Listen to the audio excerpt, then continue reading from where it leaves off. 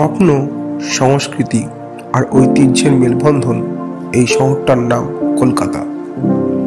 গঙ্গার বুকে ভেসে আসা ভোরের আলো, ফুটপাতে চায়ের কাপে গল্পের ধোয়া আর উত্তম সুচিত্রা ছায়াছবির রোম্যান্সে মোড়া এই শহর যেন এক জীবন্ত কবিতা।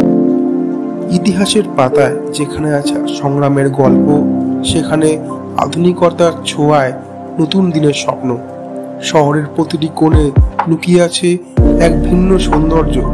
বইমেলার ভিড়, হাওড়া ব্রিজের আলো বা দুর্গাপুজোর ঢাকের তালে বেঁধে থাকা স্মৃতির মেলা। আজ অভিযাত্রীর ডায়েরি ইউটিউব চ্যানেলের মাধ্যমে আমি আপনাদের সঙ্গে শেয়ার করব সেই শহরের জানা অজানা গল্প, রাস্তার ধারে লুকিয়ে থাকা সুখ আর কলকাতার হৃদয়ের প্রতিটি স্পন্দন। আসুন মিশে যাই সেই শহরের মাধুর্যে।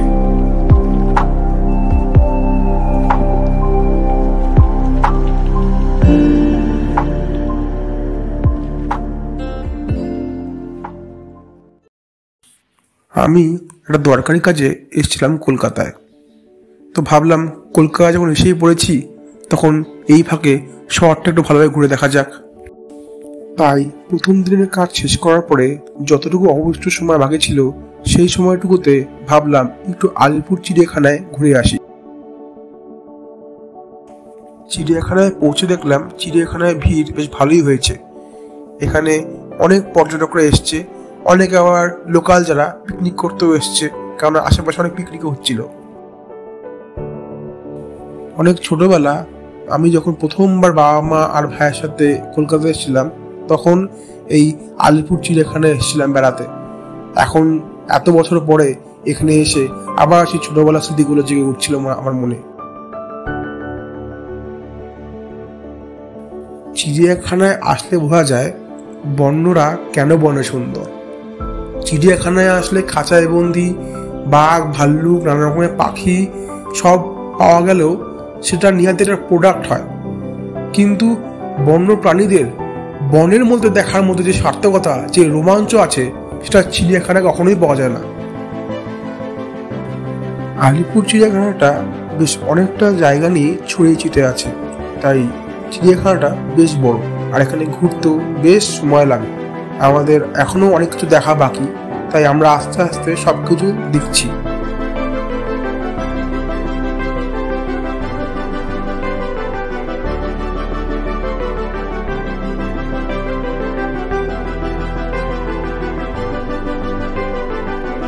এর আগে আমি দার্জিলিং চিড়িয়াখানাও ঘুরে দেখেছি।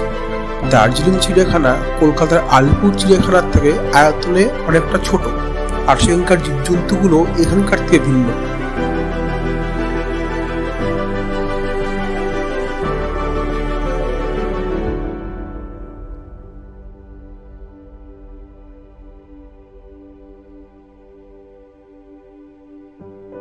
চিড়িয়াখানা ঘুরতে ঘুরতে বিকেল গড়িয়ে আসলো, আর একটু পরেই চিড়িয়াখানা বন্ধ হওয়ার সময় হয়ে যাবে। আর আমাদেরও চিড়িয়াখানার প্রায় সবই দেখা হয়ে গেছে, তাই আমরা এখন হাঁটতে হাঁটতে চিড়িয়াখানার মেন গেট দিকে এগিয়ে যাচ্ছি।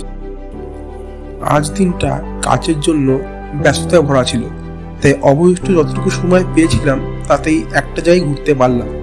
কালকে আরেকটা দিন হাতে আছে, তাই কালকে বাদ বাকি কয়েকটা জায়গায় ঘুরে দেখব।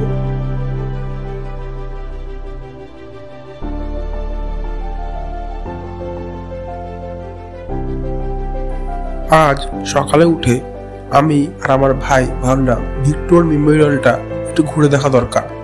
আমি আগে অনেকবার কলকাতায় এসেছি, কিন্তু এই জায়গাটা ঘুরে দেখা হয়নি, তাই আজকে আমরা ভিক্টোর মেমোরিয়ালকেই আমাদের প্রথম গন্তব্য হিসেবে বেছে নিয়েছি এবং এখন আমরা সেই দিকেই যাচ্ছি।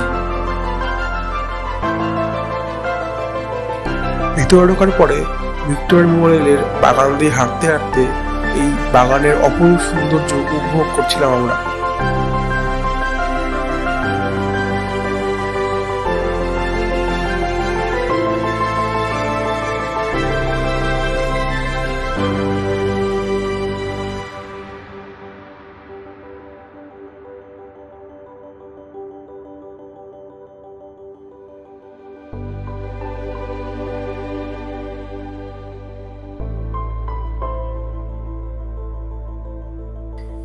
বাগানটা অনেক বড়, এবং বাগান দিয়ে ঘুরতেও আমাদের খুব সুন্দর লাগছিল।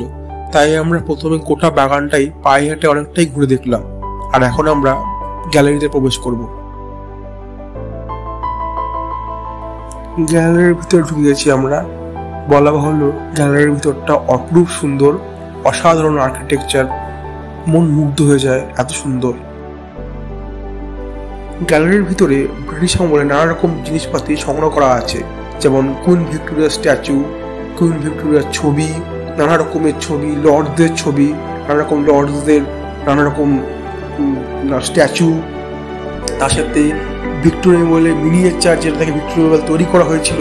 এখানে যারা কাজ করেছিল, শ্রমিক যারা, মজুর যারা ভিক্টোরিয়া মেমোরিয়াল তৈরি করেছিল, তাদের ছবি, কেমন করে ভিক্টোরিয়া মেমোরিয়াল তৈরি হয়েছিল সেটার ছবি। এছাড়া আছে আরো বিপ্লবীদের ছবি, নানা রকমের ডকুমেন্টস ইত্যাদি ইত্যাদি।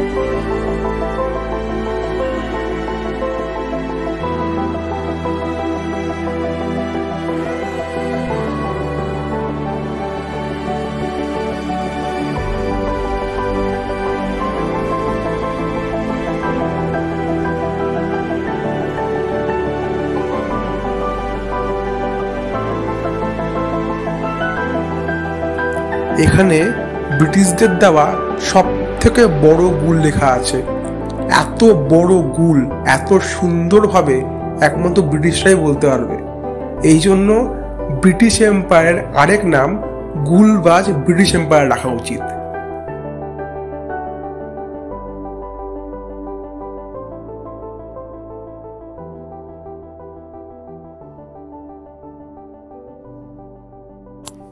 Miniature version of Victoria Memorial, এটা দেখেই হয়তো ভিক্টোরিয়া মেমোরিয়াল তৈরি করা হয়েছিল।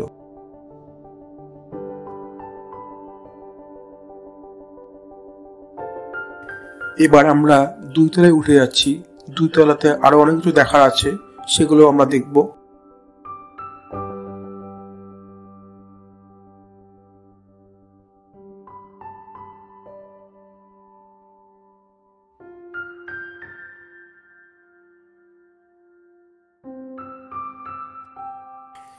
গ্যালারির উপর থেকে ভিক্টোরিয়া গার্ডেনটাকে দেখতে অপরূপ সুন্দর দেখায়।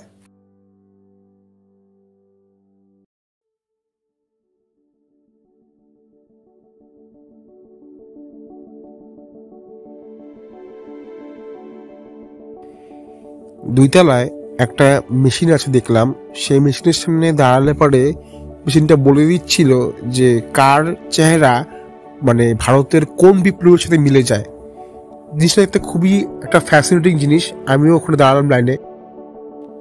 আমিও ওই মেশিনের সামনে দাঁড়ানোর পরে মেশিনটা আমার চেহারার সাথে ভারতের স্বাধীনতা সংগ্রামীদের চেহারার মিল খুঁজতে লাগলো।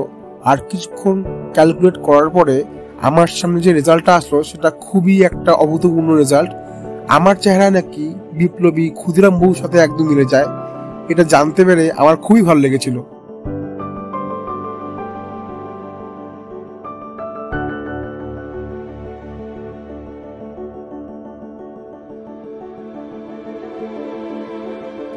ভিক্টোরিয়া মেমোরিয়াল থেকে বের হওয়ার পরে আমরা ক্যাথিড্রাল চার্চেও গিয়েছিলাম, কিন্তু সেখানে ভিতরে আমরা ছবি তুলতে পারিনি, তাই বাইরের থেকেই একটু ছোট ভিডিও করেছি। আর বিড়লা প্ল্যানেটোরিয়ামে আমরা ঢুকিনি, আমরা বাইরের থেকে একটু ছোট ভিডিও করে আমরা পার্ক স্ট্রিটের সিমেট্রির উদ্দেশ্যে রওনা দিয়েছিলাম।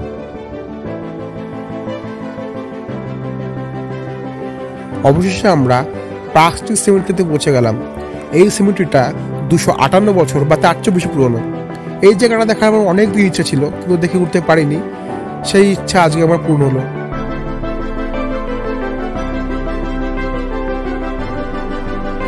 চারদিকে প্রাচীন সব কবর ছড়িয়ে ছিটিয়ে আছে। বাতাসে এক প্রাচীনতার গন্ধ, যেই গন্ধে এক অদ্ভুত মাদকতা আছে।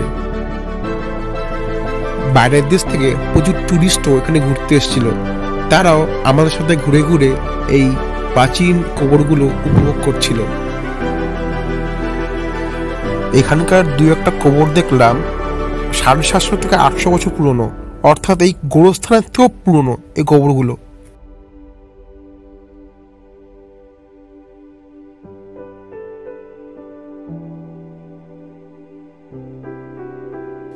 সেমিট্রি থেকে বাড়ি ফেরার পথে আমি আর আমার ভাই বাংলার সাহিত্য মেলা হলে গিয়ে কিছুক্ষণ ঘোরাঘুরি করলাম।